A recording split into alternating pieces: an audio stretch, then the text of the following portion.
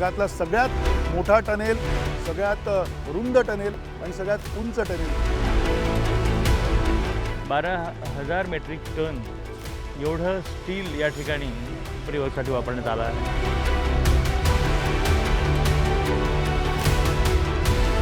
इथे वरती लोणावळा लेक आहे. लोणावळा लेक आहे म्हणजे आपण एका तलावाच्या खाली आहोत, लोणावळ्यातल्या तलावाच्या पूर्ण. आणि तलावाच्या खाली आपण 180 मीटर खाली आहोत.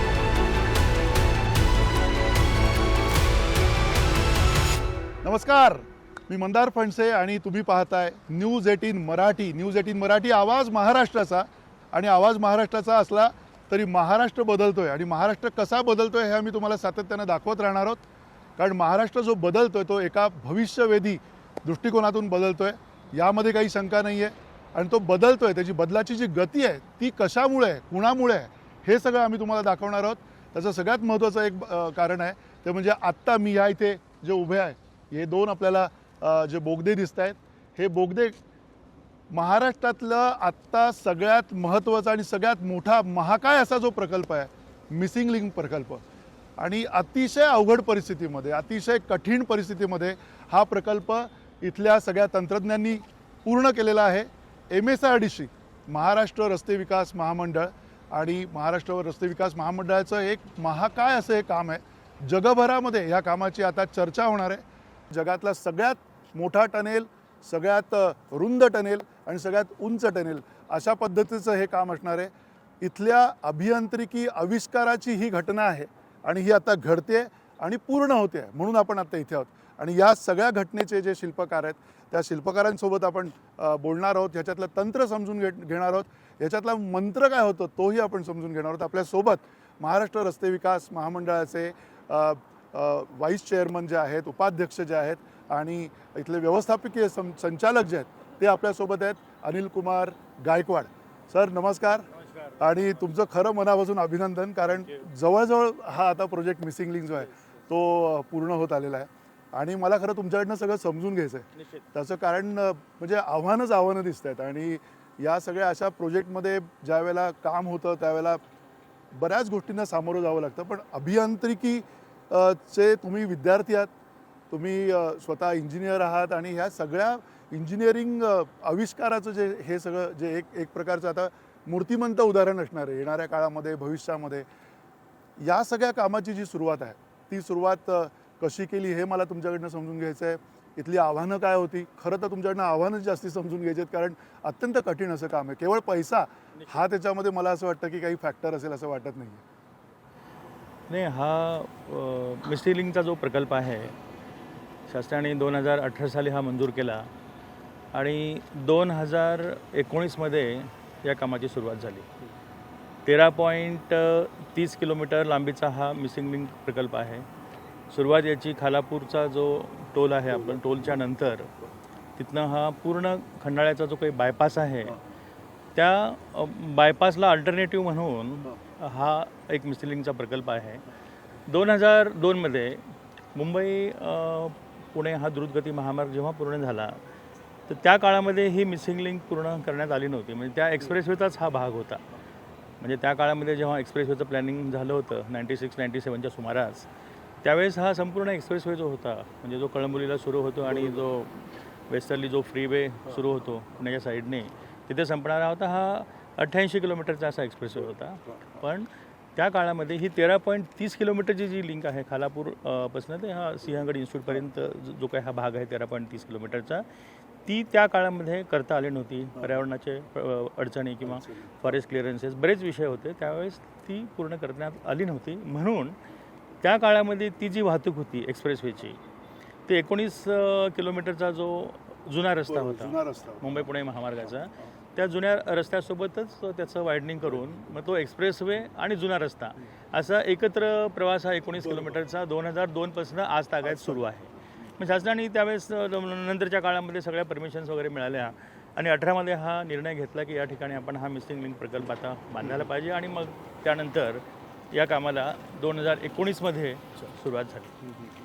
पण हे तुम्ही जे म्हणताय मिसिंग लिंक, हे नाव कसं आलं, का आलं, आणि साधारणतः मला तुमच्याकडनं हे जाता पण समजून घ्यायचं, पूर्ण प्रोजेक्टच तुम्ही आम्हाला दाखवा.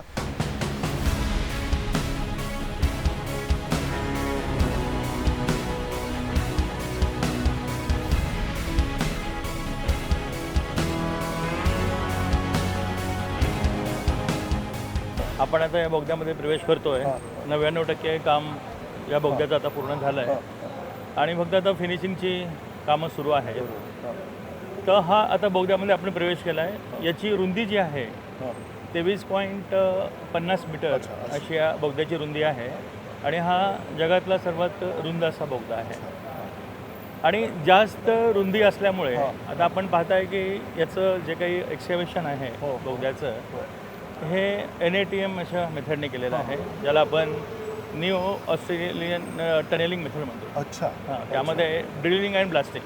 अच्छा. म्हणजे पूर्ण जो हा फेस आहे, जो हा टनेलचा फेस आहे, याच्यामध्ये आपण ड्रिलिंग करतो, ड्रिल होल्स करतो, त्याच्यामध्ये आपण एक्सप्लोजिव्ह असे भरतो आणि नंतर ते ब्लास्ट करतो. आणि एका ब्लास्टमध्ये साधारणतः 5 ते 6 मीटर अशा लांबीमध्ये या पूर्ण रुंदीमध्ये आणि उंचीमध्ये हा ब्लास्ट करून मटेरियल काढलं जातं आहे. आणि अशा पद्धतीने ब्लास्ट करत करत एक्सकॅव्हेशन करत आपण हे काम करत राहतो. तर या ठिकाणी रुंदी जास्त असल्यामुळे आणि ही जे काही कर्वेचरची जे ॲक्शन आहे याच्यामुळे चॅलेंजेस या ठिकाणी बरेच आले. म्हणजे काही काही ठिकाणी आता हा सह्याद्रीचा पर्वत आहे आणि इथला रॉक जो आहे खूप असा मजबूत रॉक आहे, स्ट्रॉंग रॉक आहे. हां, बसाल्ट रॉक आहे आणि टनेलिंगसाठी हा तसं परफेक्ट स्टार्ट आहे. म्हणजे या ठिकाणी बऱ्याच ठिकाणी काय असतं की जेव्हा टनेलिंग करताना सॉफ्ट रॉक असतो अशा ठिकाणी मग आपल्याला लायनिंग करावी लागते, RCC लायनिंग करावी लागते. जे आपण आता पाहिलं सुरुवातीला पोर्टलला जे आहे सुरुवातीच्या काही काळामध्ये काही लांबीमध्ये आपण एक 25 मीटर लांबीमध्ये ते RCC लायनिंग केलेलं आहे सुरुवातीला. तिथं एक वीक स्टार्टा असतो, पण जसं जसं आपण मध्ये खोदकाम करत जातो तेव्हा हार्ड स्टार्टा येतो आणि त्या ठिकाणी RCC लायनिंगची गरज भासत नाही. तर या ठिकाणी जेव्हा आपण हे पूर्ण एक्सकॅव्हेट करतो, एक्सकॅव्हेशन केल्यानंतर जो काही रॉक सरफेस ओपन होतो या ठिकाणी आपण रॉक बोल्टिंग करतो. हां, तर हे रॉक बोल्टिंग म्हणजे काय? रॉक बोल्टिंग म्हणजे काय असतं की आता हा पूर्ण कॉन्केव्ह जो आता हा सरफेस झालेला आहे त्यामध्ये हा रॉक फॉल होऊ नये म्हणून आपण असे 6 मीटर असे डेपपर्यंत असे ड्रिल्स करून असे रॉड टाकतो. असे म्हणजे वेरियस डायमीटर असे म्हणजे 25 to 40 mm डायमीटरचे असे आपण रॉड्स त्या ठिकाणी ड्रिल करून टाकतो. आणि त्याचं जे ग्रीड आहे म्हणजे डिपेंडिंग अपॉन दी रॉक स्टार्टा, म्हणजे काही 2 मीटर बाय 2 मीटरमध्ये असेल, 1.5 मीटर बाय 1.5 मीटरमध्ये असेल, तर डिझाईनप्रमाणे असे ते रॉड्स त्या ठिकाणी टाकतो. आणि 6 मीटर लांबीचे असे रॉड्स, मग ते पूर्ण रॉकला कुठं लूज रॉक असेल तर ते होल्ड करतात. वेगवेगळे हां, वेगवेगळे रॉक असतील ना, म्हणजे पूर्ण ते एक सेफ पूर्ण हा एक्सकॅव्हेटेड झोन जो आहे हा सुरक्षित होऊन जातो. सुरक्षितता हा तुमचा सगळ्यात महत्त्वाचा मुद्दा आहे, कारण या ठिकाणी हा पूर्ण टनेलमधनं पब्लिकसाठी ओपन वाहतूक होणार असल्यामुळं याची सुरक्षा खूप महत्त्वाची असते. मग ते रॉक बोल्टिंग आपण करतो आणि नंतर जो आपण आता वरती लेअर पाहतो हे शॉर्ट किटिंग करतो आपण त्याला. हां, शॉर्ट किटिंग करून हा पूर्ण सरफेस जो आहे हा प्रोटेक्ट केलेला आहे. पण इतर बोगद्यांपेक्षा हा बोगदा वेगळा कसा असणार आहे, म्हणजे नव्या तंत्रज्ञानाच्या दृष्टिकोनातून किंवा अगदी सुरक्षिततेच्या दृष्टिकोनातून सुद्धा? सुरक्षिततेच्या सगळ्याच खबरदाऱ्या या बोगद्यामध्ये घेण्यात आलेल्या आहेत. आपण आता पाहतोय की या ठिकाणी 2 ट्यूब्स आहेत. आता आपण पुण्याकडनं मुंबईच्या दिशेने चाललो आहे. हा तशा आता ह्या 4 लेन आहेत. 3.75 मीटरची एक लेन अशा 4 लेन आहेत आणि एक एमर्जन्सी लेन आहे 3 मीटरची. अशा म्हणजे तसा हा 5 लेनचा हा कॉरिडॉर आहे. आणि पलीकडचा जो कॉरिडॉर आहे तो मुंबई टू पुणे तो पण तसाच आहे, म्हणजे 4 लेन 3.75 मीटरच्या 4 लेन आणि 3 मीटरची एक एमर्जन्सी लेन. आणि या दोन्हीही बोगद्यांना असे कनेक्टर्स दिलेले आहेत. हे 7.5 मीटर विड्थचे असे म्हणजे 2 लेनचे असे कनेक्टर आहेत आणि हे प्रत्येक 300 मीटरला दिलेले आहेत. आता 300 मीटरला प्रत्येक ठिकाणी देण्याचं कारण असं की या बोगद्यामध्ये काही इन्सिडेंट झाला, समजा काही प्रॉब्लेम झाले तर रेस्क्यूसाठी असे कनेक्टिंग पॅसेजेस आहेत. म्हणजे पूर्ण हा 8.9 किलोमीटरचा बोगदा आहे आणि 8.9 किलोमीटरमध्ये दर 300 मीटरला असे क्रॉस बोगदे दिलेले आहेत रेस्क्यूसाठी. आणि याच्यामध्ये फायरच्या दृष्टीने एक सुरक्षेची काळजी अशी घेण्यात आलेली आहे की इथे high pressure water main system जी आहे फायर फायटिंगसाठी हे आपण या ठिकाणी प्रोव्हाइड केलेले आहे. मला वाटतं हा बोगदा कंट्रोल रूम वगैरे सगळं असणार इथे 24 तास. निश्चित या ठिकाणी हा कंट्रोल रूम आहे. 24 आवर याचं मॉनिटरिंग होणार आहे. स्काडा सिस्टीम आहे, त्यामुळे पूर्ण टनेलचं जे आहे मॉनिटरिंग या ठिकाणी टनेलमध्ये 150 मीटरवरती असे CCTV कॅमेराज बसवलेले आहेत. आणि या ठिकाणी परत 300 मीटरवरती पण 360 डिग्रीमध्ये पूर्ण असे रिव्हॉल्विंग ते पण कॅमेराज आहेत. ते पण या ठिकाणी कॅमेराज आहेत. त्यामुळं या संपूर्ण बोगद्यांचं जे आहे हे सर्व्हिलन्स जे आहे हां, हां. 24 आवर सर्व्हिलन्स होणार आहे ते कंट्रोल रूम मधून होणार हे आहे. असं एक ही जी काळी जी येते ती कशा नाही, काही काही ठिकाणी आता या ठिकाणी जिथे आम्हाला म्हणजे थोडा वीक स्टार्ट आढळून हो, हो. आला अशा ठिकाणी हे जे आहेत हे स्ट्रक्चरल स्टीलमध्ये आम्ही या फ्रेममध्ये हो हो एक सेफ्टी म्हणून आम्ही या ठिकाणी अच्छा. सपोर्ट सिस्टम केलेली आहे.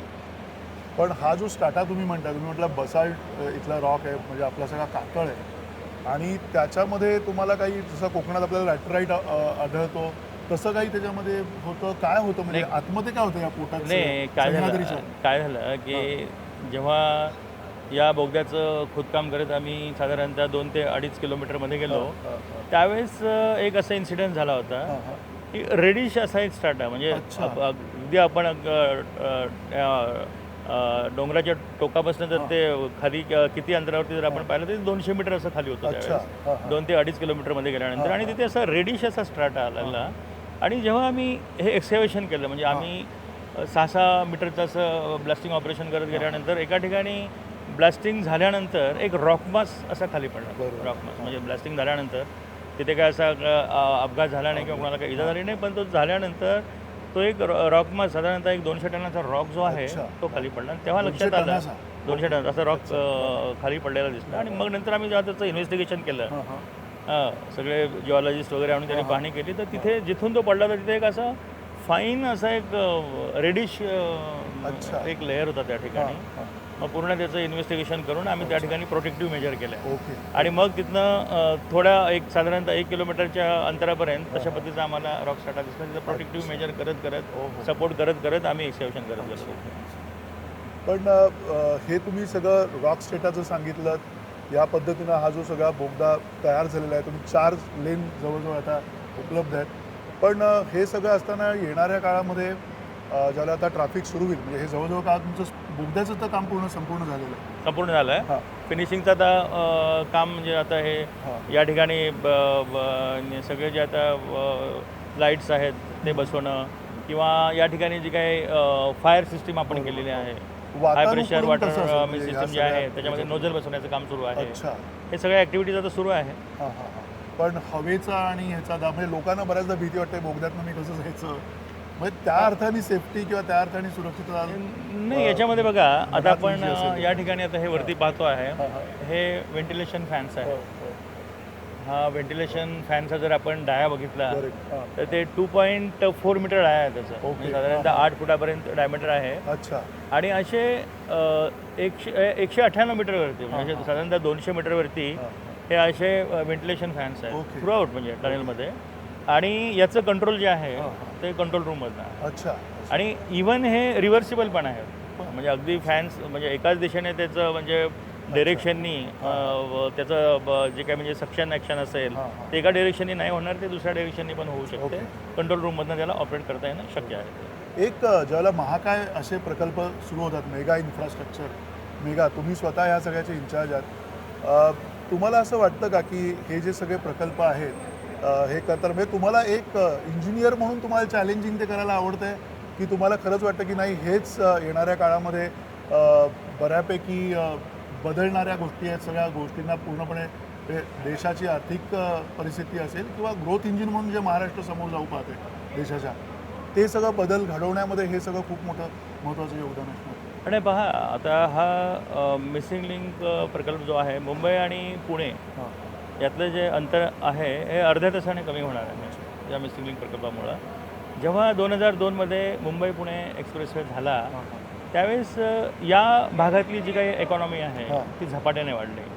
म्हणजे मुंबई आणि पुण्यातलं अंतर जे आहे ते वेळेत कमी झाल्यामुळे मोठ्या प्रमाणामध्ये या ठिकाणी इंडस्ट्रीज डेव्हलप झाल्या या परिसरामध्ये उद्योगधंदे वाढीस लागले आणि ज्या पद्धतीनं इकॉनॉमी वाढायला पाहिजे ती वाढलेली आहे आणि त्याचा फायदा निश्चित झालेला आहे. आता मिसिंग लिंक झाल्यामुळे परत हे जे अंतर आहे अजून अर्ध्या तासाने कमी झालं आहे. बरोबर. आणि या महामार्गावरनं प्रवास करणाऱ्या जे काही आता वाहनांमधलं जे इंधन आहे त्या इंधनामध्ये बचत होणार आहे. तर मी आपल्याला सांगतो आम्ही एक कॅल्क्युलेशन केलेलं आहे दररोज 1 कोटी रुपयाची इंधन बचत या मिसिंग लिंक प्रकल्पामुळे होणार आहे. अरे हो. येस. पण आता हा जो सगळा टनेल तयार झाला आहे हा सगळा प्रोजेक्ट तयार झाला आहे याच्यामधनं येणाऱ्या काळामध्ये हेवी ट्रक आणि कार्स असं सगळं असणार आहे की ह्याला काही वेगळं प्रमाणित असणार आहे तसं? नाही, याच्यामध्ये बघा, आता जेव्हा या टनेलचं डिझाईन केलं किंवा आता टनेलसोबतच आपण जेव्हा पुढे जाऊ त्या ठिकाणी पण एक मोठा असा केबल स्टे ब्रिज आहे, अच्छा. जो या देशातला एक्सप्रेसवेवरचा Correct. सर्वात उंच असा आणि सर्वात जास्त लांबीच्या स्पॅनचा ब्रिज आहे. तो पण ब्रिज आहे आणि पण त्याचं डिझाईन जे आहे, संकल्पन जे आहे ते हेवी व्हेकलला पण केलेलं आहे. म्हणजे अवजड वाहनं जेवढी रस्त्यावरनं धावतात ती सगळी वाहनं या मिसिंग लिंकवरनं धावू शकतात. तथापि या टनेलमधनं जे काही हायली इन्फ्लेमेबल जे काही आहेत तुमचे ज्वालाग्रही आत्ता जो अपघात झाला होता LPG चा, हां, अशा पद्धतीचे जे 36 तास बंद होतं काही सगळं. इन्फ्लेमेबल जे काही हां, मटेरियल कॅरी करणारे जे काही टँकर्स आहेत त्यांना या टनेलमधनं बंदी अच्छा, घालण्यात बंदी येईल. आहे. हां, आणि आता त्याचा विचार सुरू आहे. हां, हां, हां. आमच्या हायवे सिक्युरिटी पोलीस आणि RTO हो, हो. यांच्याशी आम्ही विचारविनिमय करून यामध्ये हां, हां. काय म्हणजे रिस्ट्रिक्शन करायची Restrictions सुरुवातीच्या करायच्या. काळामध्ये हो, हो. याच्यावरती आम्ही चर्चा नक्की, करू कारण ती पण एक खूप मोठी जबाबदारी आणि असेल. हां, तो निर्णय घेऊ आम्ही हो, ते. हो. पण सर्व प्रकारच्या वाहनाला म्हणजे हा खुला करू शकतो अशा पद्धतीचं संकल्पन अच्छा या टनेलचं पण आहे आणि व्हायडक्टचं पण आहे. सर, थोडं पुढे जाऊया अजून आपण, निश्चित. कारण मला विचारायचं नेमकं आपण आहोत कुठे आता आणि नेमकं कुठे असणार आहोत आणि वरती आपलं काय हे मला तुम्हाला विचारायचं आहे. आपण जाऊया. तर आपल्याला गार हवा गार हवा असेल या येते. ठिकाणी. थोडी मध्ये हे सगळे व्हेंटिलेशन फॅन सुरू कूलर्स आहेत. आहेत. हां, हां.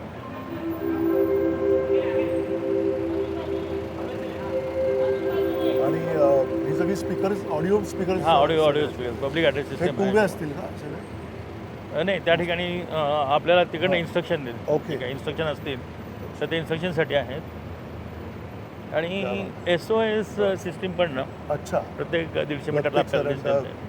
हां, ही दिसतेच आहे जी हम्म. लावलेली आहे. आता इथे काय इन्सिडेंट झाला ना तर SOS आहे तर इमिजिएटली त्या ठिकाणी आपण कॉल करू शकतो कंट्रोल रूमला इथून.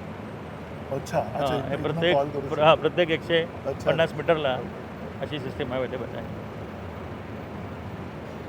आणि आता मगाशी मी सांगितले की फायर फायटिंगची जी या ठिकाणी सिस्टीम आहे, high pressure water mist system जी आहे, त्यासोबतच इव्हन हायड्रंट सिस्टीम पण आहे या ठिकाणी. अच्छा, म्हणजे हायड्रंट दिसतात ना ते, हां, म्हणजे पाण्याचे हायड्रंट्स पण या ठिकाणी आहे. सध्या किती किलोमीटर आपण आलो असेल होता? एक साधारणतः आपण 3 किलोमीटरपर्यंत आता मध्ये आलेलो आहोत.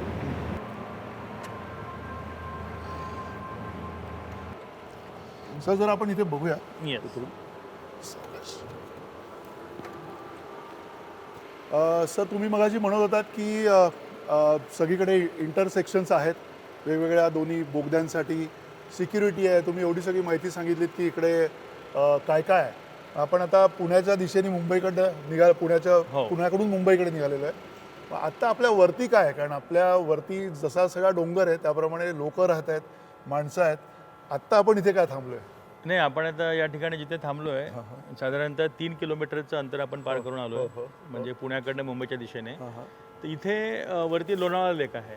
लोणावळा लेक लोणावळा लेक आहे. म्हणजे आपण एका तलावाच्या खाली तलावाच्या खाली लोणावळ्यातल्या आहोत. तलावाच्या पुढे. हां, आणि तलावाच्या खाली आपण 180 मीटर खाली आहोत. अच्छा, म्हणजे साधारणतः एक 400-500 फूट, साधारणतः 600 फूट. 600 फुटाच्या एवढं आपण तलावाच्या खाली चालू आहे. अच्छा. आणि 2 किलोमीटरचा हा जो स्ट्रेच आहे हा वरती तलाव आहे 2 अच्छा. किलोमीटरच्या पोर्शनमध्ये. पण हा तलाव, त्या तलावाचं काहीच त्याच्यात त्या स्ट्रेटामध्ये ह्याच्यामध्ये नाही, काही अडचण फरक नाही पडला. इव्हन या 2 किलोमीटरच्या पोर्शनमध्ये जेव्हा आम्ही याच्या एक्सकॅव्हेशन ॲक्टिव्हिटीज केल्या या ठिकाणी, जेव्हा खोदकाम केलं त्यावेळेस कुठेही असं लिकेज आढळून आलं नाही. अच्छा. हां, पूर्ण हा एवढा सॉलिड असा रॉक आहे, अच्छा इथे कुठेही आम्हाला लिकेज आढळून आलेलं नाही आहे. अच्छा. पण मग हा तलाव साधारणतः जो काही तिथे अर्धा एक एकराचा तलाव असेल, तर हा सगळा पूर्ण हे दोन्ही टनेलच्या दोन्ही टनेलच्या टनेलच्या टनेलच्या वरती असं त्याच्यावरती तलाव आहे. आहे या पोर्शनमध्ये. म्हणजे आपण त्या अर्थाने आता लोणावळ्याच्या खालीच आहोत. लोणावळ्याच्या तलावाखाली अच्छा, होतं. लोणावळ्याच्या तलावाखाली आहोत. आणि हा जो पोर्शन आहे, तर या पोर्शनला सुद्धा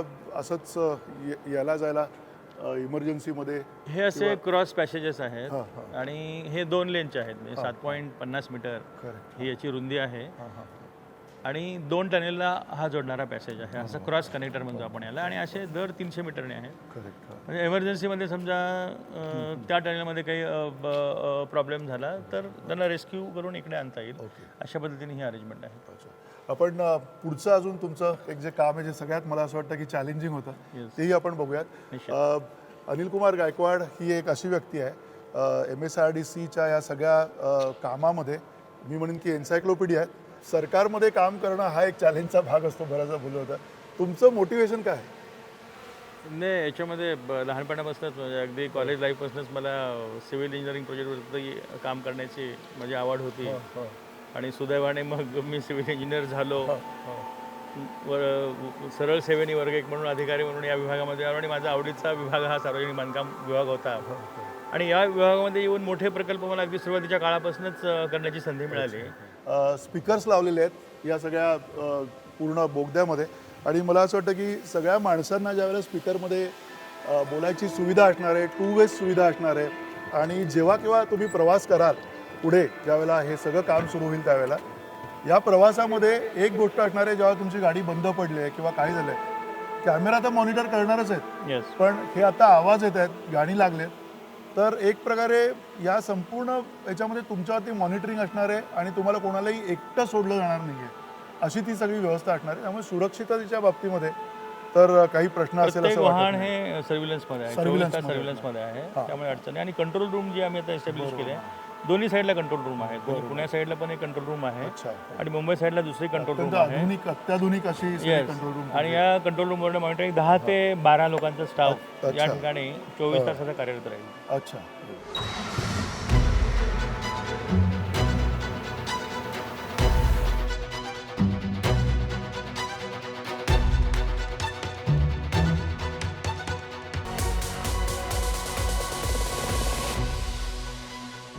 या प्रवासाचा जो एक क्लायमॅक्स असतो त्या क्लायमॅक्सच्या ठिकाणी आम्ही आलेलो आहोत आणि तो जो 9 किलोमीटर 8.9 किलोमीटर्सचा हा सगळा जो स्ट्रेच आहे, हा बोगदा जो आहे तो आम्ही आलो आहे. आत्ता आम्ही पुण्याहून मुंबईकडे जाणाऱ्या बोगद्यातनं मधनं एक रस्ता होता त्याच्यातनं आम्ही आलो आणि आता मुंबईकडून पुण्याकडे जाणारा हा बोगदा आहे. तर या बोगद्याच्या शेवटाला आम्ही आलो आहे कारण हा एक बोगदा झाला. त्याच्यानंतर पुढे आपल्याला आता जे जातो आहे म्हणजे सगळ्यात चॅलेंजिंग सगळ्यात अतिशय आव्हानात्मक असं जे काही काम होतं त्या कामाकडे आलो आहे. आणि अनिल कुमार गायकवाड आपल्याला त्याचबद्दल सांगणार आहेत की नेमकं हे चॅलेंजिंग काय होतं. आपण या बोगद्यातनं थेट लगेच दुसरी पायरी आपण टाकतोय, पाऊल टाकतो ते वायाडक्टला एका खोलवर अशी जी नदी दरी आहे त्या दरीच्या मध्ये आपण चाललेलो आहे. ती दरी त्याच ग्रेडियंटनी त्याच लेवलनी तीच लेवल मेंटेन करून ही दरी पुन्हा एकदा पुढच्या एका टनेलमध्ये तिकडे जाईल. आणि हा पूर्ण जो ब्रिज आहे हा सुद्धा म्हणजे आशियातला सगळ्यात वायडेस्ट असा वायडक्ट आहे. आणि हा सगळा वायडक्ट हा मला वाटतं आणखीन एक वेगळाच प्रोजेक्ट आहे ह्या टनेलच्या पेक्षा. म्हणजे कदाचित एखाद्या भाषेत सांगायचं झालं तर कोणी पाण्यातला एखादा प्रोजेक्ट केला आहे, कोणी त्या बोगद्यातला एखादा प्रोजेक्ट केला आहे आणि त्याच्यानंतर आता हा हवेतला प्रोजेक्ट आहे असं म्हणता येईल. कारण अतिशय खोलवर अशी ही दरी आहे. किती खोल असेल सर ही दरी? आता पहा, आपण आता या बोगद्यामधनं आलो. हा 8.9 किलोमीटर असा हा बोगदा, त्यातला आपण प्रवास करत इथंपर्यंत आलो. आणि पुढे तो दुसरा बोगदा आहे या प्रकल्पातला 1.6 किलोमीटरचा असा. आणि हे 2 जे मोठे हिलॉक्स आहेत याच्यामध्ये ही मोठी व्हॅली आहे ज्याला आपण टायगर व्हॅली म्हणतो, ती हीच टायगर व्हॅली आहे.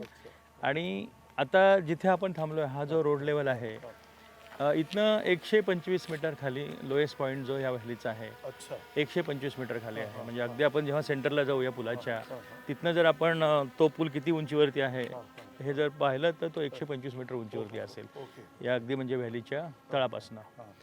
आणि याच्यामध्ये ही डीप व्हॅली जी आहे हा आता दोन्ही साईडला डोंगर असल्यामुळे असे उतार आहेत. म्हणजे अगदी व्हॅलीपासनं डोंगराच्या माथ्यापर्यंत असे म्हणजे स्लोपिंग आहे ते. म्हणजे अगदी व्हॅली अशी थ्रूआउट अशी 125 मीटर डीप नाही आहे, ती मध्यावर 125 मीटर आहे. मग नंतर 100 मीटर असेल, थोडी अशी म्हणजे ती व्ही शेप मध्ये गेलेली, ती 80 मीटर अशी करत करत व्ही शेपमध्ये व्हॅली आहे. तर या ठिकाणी हा व्हायडक्ट जो आहे जो बांधण्याचा निर्णय घेतला, उंची जास्त असल्यामुळे या ठिकाणी सपोर्ट सिस्टम करता येत नाही, त्यामुळे केबल स्टे ब्रिज करण्याचा निर्णय घेण्यात आला.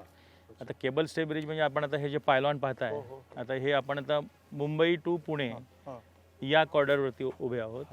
मुंबई पुणे हा कॉरिडॉर आहे आणि हे 2 पायलान दिसत आहेत. एका पायलांची उंची 184 मीटर आहे, 182 ते 184 मीटर आहे. म्हणजे एका पायलांची उंची 182 आहे, दुसऱ्याची 184 मीटर आहे.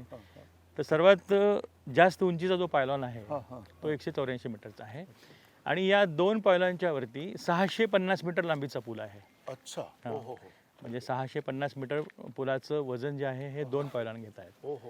आणि एका पायलांवरती अशा 60 केबल आहेत. म्हणजे 30 या साईडला आणि 30 त्या साईडला, अशा 60 केबल या साईडला आणि दुसऱ्या पायलांवरती 60 केबल. अच्छा. म्हणजे एका पायलांवरती ज्या 60 केबल आहेत त्या 60 केबलवरती 325 मीटरचा आहे आणि दुसऱ्या 60 केबलवरती 325 मीटरचा. तर 650 मीटरचा ब्रिज ह्या 2 खांबावरती आहे. ओके. पण मग ह्याचं वैशिष्ट्य, ह्या ज्या केबल आहेत ह्या कुठनं आल्या, हे आपण म्हणजे ज्याला आपण म्हणतो की आपल्याकडनं आलेलं तंत्रज्ञान आहे, कसं आहे? नाही, हे केबल सगळे आपण हे विदेशातनंच या मागवलेल्या आहेत त्या केबल. आणि याचं कंत्राट जे आहे अफगान्स कंपनी आपली इंडियन कंपनीचं आहे, ती कंपनी या पुलाचं काम करते. आणि केबल्स आपण विदेशातून आणलेले आहेत. याचं केबलचं जे काही टेस्टिंग आहे ते टेस्टिंग पण आपण बाहेरनं केलं आहे, पिएनआमधनं केलं आहे. अच्छा. टेस्टिंग केबलचं. दुसरं हे केबल स्टेबरिजचं जे काही विंड टनेल टेस्ट आपण जे करतो सुरुवातीला, जे काही हेवी विंड्स इथनं येणार आहेत भविष्यामध्ये, त्याला तो सस्टेन झाला पाहिजे, त्याची विंड टनेल टेस्ट पण आपण बाहेरच्या देशातनं केली आहे, डेन्मार्कमधनं केलेली आहे. आणि याचं जे काही डिझाईन आहे म्हणजे अगदी 260 किलोमीटर प्रति आवर तेवढे जरी विंड्स या ठिकाणी आले तरी हे त्याला सस्टेन करेल असं याचं डिझाईन आहे.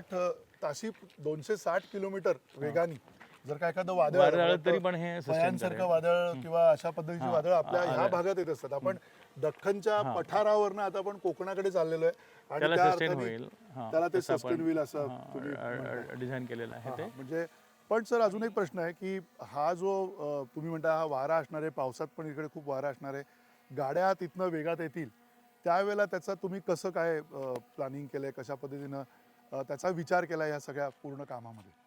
नाही, याच्यामध्ये याचं बघा, हा जो आता ब्रिज पूर्ण झाल्यानंतर याचं ब्रिज हेल्थ मॉनिटरिंग पण आम्ही करतो आहे. म्हणजे या ठिकाणी कंट्रोल रूममधनं अगदीच 24 आवर्स मॉनिटरिंग राहणार आहे. या ठिकाणी समजा विंड्स वाढले अगदी म्हणजे वाऱ्याची गती वाढल्यानंतर या ठिकाणी वाहनांना मग लाईट व्हेकल्स आपण थांबवलं जाईल. त्यावेळेस ते एक SOP जे आहे SOP आम्ही डेव्हलप करतोय, ते त्या पद्धतीने सुरक्षेची काळजी घेतली जाईल. पण त्या अर्थाने सुरक्षेची काळजी वाहन चालकांनी पण घ्यायची आपल्याला.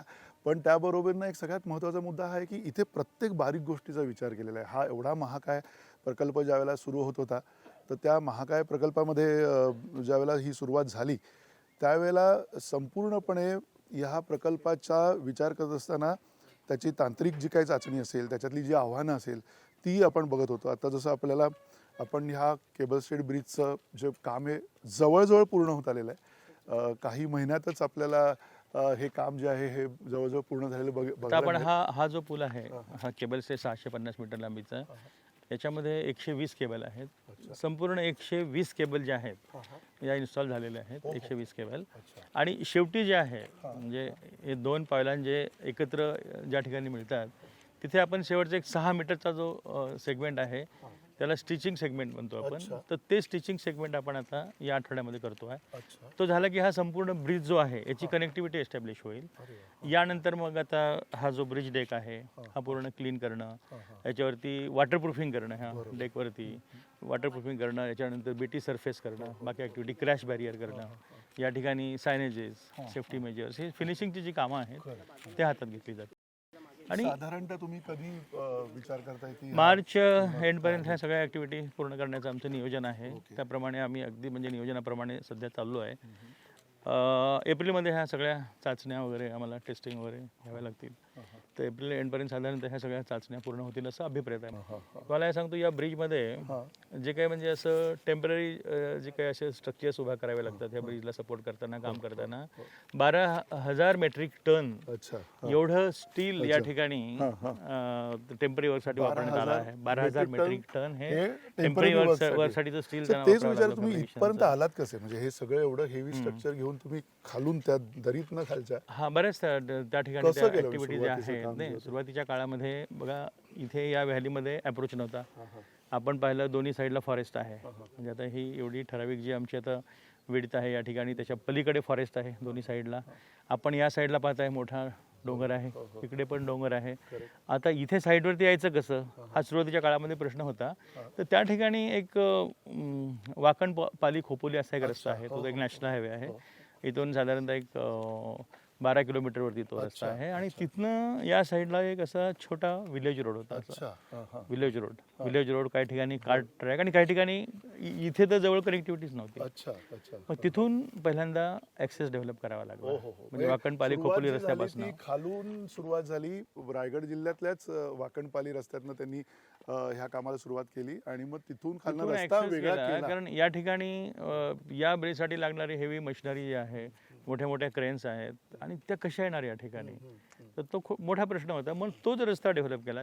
आता जेव्हा या ठिकाणी ब्रिजचं आम्ही डिझाईन केलं, ब्रिजचं प्लॅनिंग केलं, 650 मीटरमध्ये तरी फक्त 2च सपोर्ट आहेत. म्हणजे हा एक पायलॉन आणि तो दुसरा पायलॉन. पण 650 मीटर नंतरचा जो काही भाग आहे, जो टनेलला कनेक्ट करणारा, त्या ठिकाणी काही असे पियर्स आम्हाला करावे लागले. तर पियर करायचे कसे स्लोपवरती, तोही प्रॉब्लेम होता. तर आपण दोन्ही साईडला फॉरेस्ट असल्यामुळे विदिन अवेलेबल वेट आम्ही असे नागमोडी रस्ते करत करत प्रत्येक फाउंडेशन पर्यंत गेलो. नागमोडी रस्ते करत म्हणजे आता त्या ठिकाणी सरळ जाता येत नव्हतं, अगदी स्टीप स्लोप असल्यामुळे. मग असे नागमोडी रस्ते करत तिथं मग फाउंडेशन करायचो. परत दुसऱ्या नागमोडी रस्त्याने दुसरं फाउंडेशन करायचो. असे नागमोडी रस्ते करत करत तिथं फाउंडेशन करावे लागले. आणि वरचं तिथलं जे काही वरचं काम गर्डर्सचं आहे, मग गर्डर्स तयार करून तिथे मग काही ठिकाणी आम्ही क्रेन्स प्लेस केल्या. तिथे क्रेन्स घेऊन गेलो असे स्लोप काहीतरी आणि मग गर्डर्सना जर माहिती नाहीये ह्या प्रोजेक्टमध्ये, हा जो आपण खूप एका उंचीवर आलोय, काही म्हणजे मला वाटतं 500 फुटाच्या आसपास असो किंवा इथे आता आपण 125 मीटर उंचीवर आहे. म्हणजे 400 फुटापेक्षा जास्त उंचीवर. पण मग इथे तुम्हाला ही 125 हे जी दोन इथे 125 फुटावर 125 मीटर, तर त्याच्यामध्ये खाली पण एक तुम्हाला आधी टनेल करावं लागलं होतं. नाही, इथे कसं आहे, टनेलचा जो फेस आहे याच्या खाली आपण साधारणतः एक 40 मीटर जो आहे हा व्हर्टिकल क्लिप आहे दोन्ही साईडला. इकडे 40 आणि तिकडे पण 40 मीटरचा. म्हणजे या साईडनी आम्ही टनेल एक्सकॅव्हेशन करू शकत नव्हतो आणि या साईडनी पण शक्य नव्हतं. आम्ही पलीकडनंच आलो. म्हणजे टनेल एक्सकॅव्हेट करत जेव्हा हा टनेलचं शेवटचं ब्लास्ट केलं गेलं, तेव्हा ओपन केल्यानंतर डायरेक्ट 40 फुटाची खाली दरी होती. अशा पद्धतीने म्हणजे 40 मीटरची, नॉट 40 मीटरची अशी दरी त्या ठिकाणी डायरेक्ट दरी होती. आणि हा दोन्ही टनेल जे आहेत ना, दोन्ही टनेल जेव्हा दोन्ही फेस ओपन झाले तेव्हा डायरेक्ट दरीमध्ये ओपन झाले आणि पूर्ण दोन्ही फेसेसला हा ब्रिज कनेक्ट झालेला आहे. म्हणजे 2 टनेलला जोडणारा हा ब्रिज आहे. एक सगळ्यात महत्त्वाचा मुद्दा दाखवायचा आहे, तो म्हणजे तुम्ही बऱ्याचदा मुंबई पुणे खंडाळा घाटातनं येता चालता, त्यावेळेला एका बाजूला ह्या खंडाळा घाटातनं आपण तिकडनं येतो त्या वरच्या भागातनं. आणि तिथे म्हणजे मिसिंग लिंक का म्हणतात याला, त्याचं कारणच हे आहे की तिकडे ज्या वेळेला घाट अतिशय चढावावरती गेलेला आहे, चढाव वाढलेला आहे आणि तिथे तिथल्या ज्या लेन्स आहेत त्या कमी झालेल्या आहेत. त्यामुळे जवळजवळ दिवसभरामध्ये ज्या 35,000च्या आसपासच्या ज्या गाड्या प्रवास करतात मुंबई पुणे, तर त्या प्रवास करणाऱ्या गाड्यांची तिथे गर्दी होते, जाम होतं आणि पुन्हा खूप मोठी हेवी वाहतूकसुद्धा असते. त्या वाहतुकीच्यामुळे सुद्धा, अवजड वाहतुकीच्यामुळे सुद्धा तिथे ट्रॅफिक जाम होतं. आता हे ट्रॅफिक जाम संपणार आहे. मिसिंग लिंकचा जो प्रकल्प आहे, त्या प्रकल्पाने निसंशयपणे महाराष्ट्राला, ज्याला आपण म्हणूया की अभिमानाने आपली छाती गर्वानी पुढे यावी, असा हा प्रकल्प आहे. निश्चितपणे. आणखीन एक या ठिकाणी जे आव्हानाबद्दल आपण चर्चा करतोय, इथे पावसाळ्यामध्ये खूप मोठी आव्हानं होती. म्हणजे 5000 मिलीमीटरपेक्षा जास्त पाऊस नेहमीच पावसाळ्यामध्ये असतो.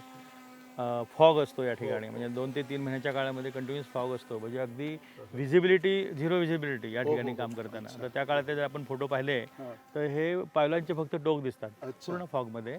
आणि अशा हेवी रेनफॉल झोनमध्ये, फॉगमध्ये आणि विंड्समध्ये, व्हॅलीमध्ये खूप मोठ्या प्रमाणामध्ये वारे आहेत. अशामध्ये एवढ्या उंचीवरती काम करणं हे खूप मोठं आव्हान होतं. म्हणजे बऱ्याचशा ज्या काही स्किल टीम या ठिकाणी काम करणाऱ्या होत्या ते निघून जायच्या. म्हणजे अगदी साईट पाहून ते निघून जायच्या. म्हणजे या ठिकाणी टीम जमा करणं आणि त्यांच्याकडनं परत काम करून घेणं, एवढं हायली स्किल्ड काम करून घेणं हे खूप मोठं आव्हानात्मक काम होतं या ठिकाणी.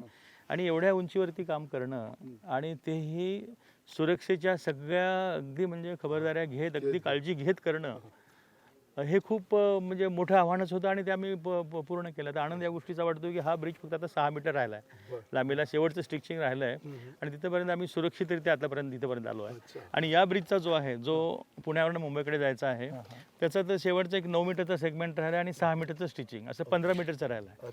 म्हणजे या 650 मीटरच्या ब्रिजमधलं फक्त 6 मीटरचा ब्रिज राहिला इथे, ज्याचं आता कॉन्क्रिटिंग करायचं आणि त्याच्यामधलं 15 मीटरचं राहिला. हे एकदा कॉन्क्रिटिंग झालं की ही कनेक्टिव्हिटी एस्टॅब्लिश होईल आणि पूर्ण एवढं मोठं आव्हानात्मक काम पूर्ण झाल्याचं आम्हाला वाटतं. आणि मला वाटतं की ती एक म्हणजे सगळंच ट्रॅफिक सुरू व्हायला हे व्हायला 6 महिन्याचा अवधी जाईल अजून. नाही लवकर सुरू होईल ट्रॅफिक. याच्यामध्ये कसं आहे की मार्च एंडपर्यंत ह्या सगळ्या स्थापत्यबाई पूर्ण होतील. महत्त्वाचं याच्यामध्ये आम्ही याचे जे काही टेस्टिंग आहेत हे खूप इम्पॉर्टंट आहे. ह्या 120 केबल या पुलाच्या आणि 120 केबल त्या दुसऱ्या पुलाच्या, अशा 240 केबल या ठिकाणी आहेत. आणि प्रत्येक केबलचं जे काय आहे, केबलवरती लोड आहे पूर्णपणे.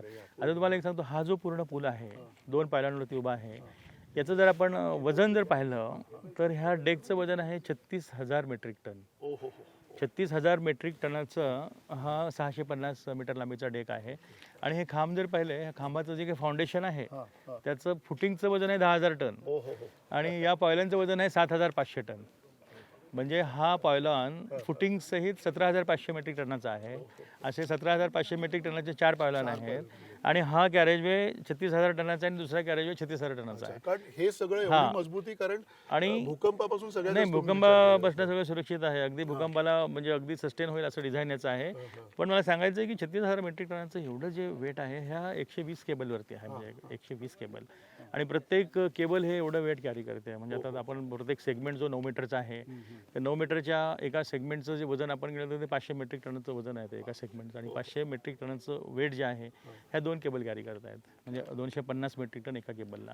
त्यामुळे हा ब्रिज जेव्हा आता सर्वार्थाने पूर्ण होईल, प्रत्येक केबलचं आम्ही टेस्ट करू. जे काही लोड रिड्यूस केल्यानंतर जे काही म्हणजे स्ट्रेसेस आहेत ते सगळ्या टेस्ट केल्या जातील आणि ते सुरक्षेच्या दृष्टीने ते खूप महत्त्वाचं आहे. मग त्या ॲक्टिव्हिटी ज्या आहेत, जेव्हा हे सगळं काम पूर्ण होईल, म्हणजे क्रॅश बॅरियर वगैरे जेव्हा हे सगळे बांधून पूर्ण होतील, याचं पण लोड येईल याच्यावरती येणारं जे काही लाईव्ह लोड आहे या सगळ्यांचा विचार करून मग ते सगळ्या केबलचं टेस्टिंग केलं जाईल आणि ते मग एप्रिल महिन्यामध्ये हे टेस्टिंग केलं जाईल. म्हणजे हे सगळं म्हणजे अतिशय अत्याधुनिक अशा तंत्रज्ञानानं प्रत्येक गोष्टीची खबरदारी घेत केलेलं हे काम आहे. आणि हे काम ज्या वेळेला आता आपल्याला पूर्ण झपाट्यानं पूर्ण होते. खरं तर हा ब्रिज हा मला वाटतं सगळ्यात जो मधल्या दरीतला जो झालेला आहे केबल स्टेट ब्रिज, हा सुद्धा कमीत कमी वेळामध्येच ज्यावेळेला सुरू झाला त्याच्यापासून नाही, हा सुरू जेव्हा म्हणजे पहिला जेव्हा कोविडची लाट आली त्या काळामध्ये मी मगाशी म्हणालो त्यावेळेस या ठिकाणचे लेबर अवेलेबल नाही झाले. दुसरं मी स्ट्रक्चरल स्टीलचा उल्लेख केला. 12,000 मेट्रिक टन एवढं टेम्पररी स्ट्रक्चरल स्टीलचा वापर या प्रोजेक्टमध्ये करावा लागला. त्या ठिकाणी वेल्डिंग ॲक्टिव्हिटी असते. कोविडच्या काळामध्ये त्या ठिकाणी ऑक्सिजन पुरवठा साईटवरती कमी असल्यामुळे तिथं आपण ते करू शकत नव्हतो. दुसरं याचं संकल्पन जे आहे, याचं म्हणजे ज्या काही टेस्ट करायच्या होत्या, म्हणजे विंड टनेल टेस्ट असतील किंवा याचं संकल्पन जे आहे हे बाहेरचे कन्सल्टंट, विदेशातले कन्सल्टंट त्यांनी केलेलं आहे. ते इथं येणं परत त्या काळामध्ये ते येऊ शकत नव्हते. त्यामुळे त्यामध्ये जो काही विलंब झाला सुरुवातीच्या काळामध्ये, खऱ्या अर्थाने हा प्रकल्प जो आहे तो 2022मध्ये सुरू झाला. तो याचा ॲक्च्युअल एक्झिक्युशन म्हणजे 1 वर्ष परत हे फॉरेस्ट क्लिअरन्स या ठिकाणी ॲक्सेस क्रिएट करणं त्याच्यामध्ये 1 वर्ष गेला. त्यामुळे हा ॲक्च्युअल जर आपण याचा विचार केला की किती काळामध्ये हा प्रोजेक्ट पूर्ण झाला, तर एक साधारणतः 3.5 ते 4 वर्षाच्या काळामध्ये हा एवढा महाकाय प्रकल्प आम्ही पूर्ण करू. प्रकल्प त्यावेळेला होता त्याला ते महाकाय वाटतात आणि त्यानंतर मोठी ट्रॅफिक, मोठं सगळं त्याच्यावरचा कार्यभाग सुरू असतो आणि तो प्रकल्प अपुरा पडत जातो. त्यामुळे मला वाटतं एक अजून प्रश्न तुम्हाला तोच विचारायचा की याच्या पलीकडे तुम्ही तिकडे आपण जायला पाहिजे. आपण जाऊया ना आपण तो बघायला. आणि त्याच्या पलीकडे पण एक रस्ता तुम्ही केलेला होता 6-7 मला वाटतं किलोमीटरचा, जो वाईड नाही. याच्या पलीकडे आता हा पूल जेव्हा पूर्ण होतो याला V2 म्हणतो आपण, व्हायडक्ट 2. याच्यानंतर हा जो समोरचा डोंगर आहे त्याच्यामध्ये जो टनेल आहे तो 1.6 किलोमीटर लांबीचा टनेल आहे. आणि त्याच्यानंतर आणखीन एक ब्रिज आहे, त्याला आपण V1 म्हणतो. तो 900 मीटर लांबीचा ब्रिज आहे. आणि त्या 900 मीटर लांबीचा ब्रिज हा डायरेक्ट जुना जो आपला आता मुंबई पुणे एक्सप्रेसवे आहे त्याला तो मिळतो. आणि तिथून खालापूरचा जो काही टोल प्लाझा आहे तिथेपर्यंतचा एक 5.86 किलोमीटरचा एक स्ट्रेच आहे असा तो मेन हायवेचा. त्याचं वायडनिंग केलं आहे आपण याच्यामध्ये. म्हणजे आता 3+3चा हा एक्सप्रेसवे आहे, तो 4+4चं वायडनिंग. त्यासोबतच एक काही मेजर ब्रिजेस होते त्याच्यावरती, मायनर ब्रिजेस. त्याचं पण आपण वायडनिंग केलं आहे त्याच्यामध्ये. तो जो तुम्ही म्हणताय वायडनिंग केलेला हे आहे, या संपूर्ण प्रकल्पाला येणाऱ्या काळामध्ये काही वेगळा टोल असणार आहे किंवा काय असणार, किंवा ते सगळं राज्य सरकारचं धोरण असेल, ते नंतरच्या काळामध्ये त्याच्यावरती काही निर्णय घेतले जातील, काय असेल? नाही, मिसिंग लिंक प्रकल्पासाठी स्वतंत्र असा काही टोल असणार नाही याच्यासाठी.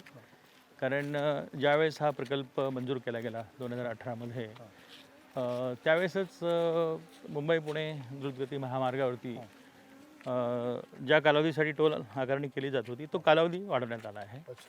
हां, या ठिकाणी स्वतंत्र असं काही टोल स्टेशन असणार नाही, याच्यासाठी वेगळा असा काही टोल नसेल तो. जे सध्याची काही टोल कलेक्शनची जी पद्धती आहे, ज्या ठिकाणी टोल कलेक्ट केला जातो तोच राहील आणि तेच रेट्स राहतील. अच्छा, पण मग ही खरं तर खुशखबर आहे आमच्यासारख्या मुंबई पुणे येणाऱ्या जाणाऱ्या सगळ्या लोकांसाठी.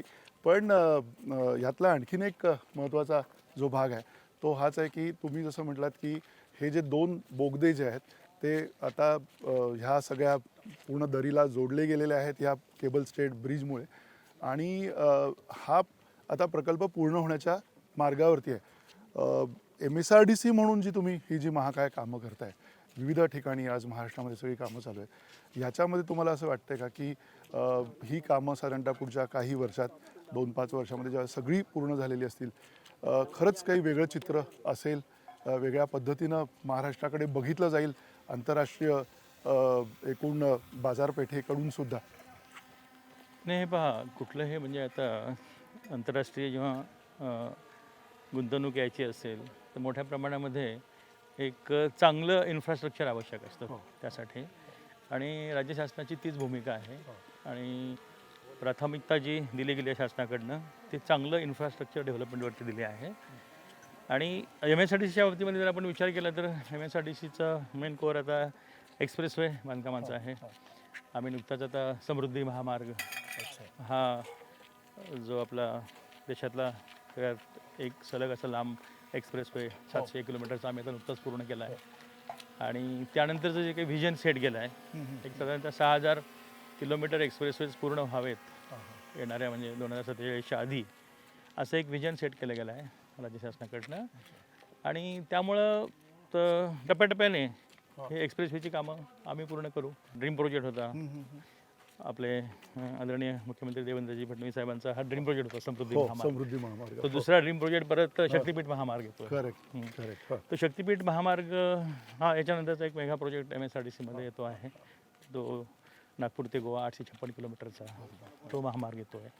त्याच्यानंतर मुंबईमध्ये आता मल्टी मॉडल कॉरिडॉर तोही आमच्याकडेच आहे, तो प्रकल्प येतो आहे. पुणे रिंग रोड तयार होतो आहे. जालना नांदेड एक एक्सप्रेसवे कनेक्टिव्हिटी होत आहे. विदर्भामध्ये 3 प्रोजेक्ट होत आहेत. नागपूर गोंदिया एक्सप्रेसवे होतो आहे, भंडारा गडचिरोली आहे, नागपूर चंद्रपूर एक्सप्रेसवे आहे, वाढवण टू समृद्धी तो पण एक्सप्रेसवे येतो आहे परत, वाढवण टू समृद्धी, आणि पुन्हा नाशिक पण इंडस्ट्रियल कॉरिडॉर येतो. असे 2000 किलोमीटरचे साधारणतः एक्सप्रेसवेचं नेटवर्क जे आहे ते येणाऱ्या 5 ते 6 वर्षामध्ये नियोजनात आहे. अच्छा, तुम्ही इथे काहीतरी आपण आता जिथं 2 ब्रिज मिळतात ना त्या पॉईंटला आपण जाऊया. कारण या पुलाचे जे काही 120 केबल्स आहेत हे संपूर्ण लागलेले आहेत. म्हणजे आता हे 2 या खांबावरती 60 केबल आहेत आणि पुढच्या खांबावरती 60, असे 120 केबलचा हा ब्रिज आहे 650 मीटरचा. पण शेवटी जेव्हा हे 2 डेक्स एकत्र होतात तिथे आपण एक स्टिचिंग करतो. 6 मीटरचा जो सेगमेंट आहे त्या पॉईंटला जाऊया आपण. आणि तिथे आपल्याला कल्पना येईल की याची जी काही डेप्थ आहे, म्हणजे जी काही डिपेस्ट पॉईंट आहे हा व्हॅलीचा, तो त्या ठिकाणी आहे. पण म्हणजे आपण आता अशा जागेवरती जाणार आहोत ज्या जागेमधलं काम एकदा झालं की हा प्रकल्प जो आहे हा जवळजवळ पूर्ण झालेला असेल, आणि त्याच्यामध्ये फक्त वरचं जे काही कॉस्मेटिक आपण म्हणतो, वरचं जे काही सगळ्या ज्या काही गोष्टी असतात ज्या अत्यावश्यक असतात, वाहन चालकांसाठी अत्यावश्यक असतात, त्या सगळ्या गोष्टी त्यावेळेला पूर्ण होतील. आणि लवकरच जे आत्ता अनिल कुमार गायकवाड यांनी आपल्याला सांगितलं की कदाचित मार्चच्या दरम्यान हे सगळं काम पूर्ण झालेलं असेल. आपल्याला लवकरात लवकर सर्वांनाच अपेक्षा आहे, आशा आहे की हा जो खडतर प्रवास आहे त्या खडतर प्रवासामध्ये बऱ्याचदा अनेक लोकांना अतिशय जीव मुठीत धरून प्रवास करावा लागतो, घाटातनं जायचं असतं. हा सगळा खडतर प्रवास आता संपणार आहे, आणि हा जो मिसिंग लिंकचा जो प्रकल्प आहे त्या प्रकल्पामुळे एक खूप मोठा दिलासा महाराष्ट्रातल्या सर्वदूर राहणाऱ्या माणसांना मिळणार आहे. महाराष्ट्र अधिक जवळ येणार आहे त्या अर्थाने आणि महाराष्ट्राची गतीसुद्धा मोठ्या प्रमाणावरती वाढणार आहे या बाबतीमध्ये काही शंका नाही आहे. आपण त्या जागेवरती आता जाऊयाच.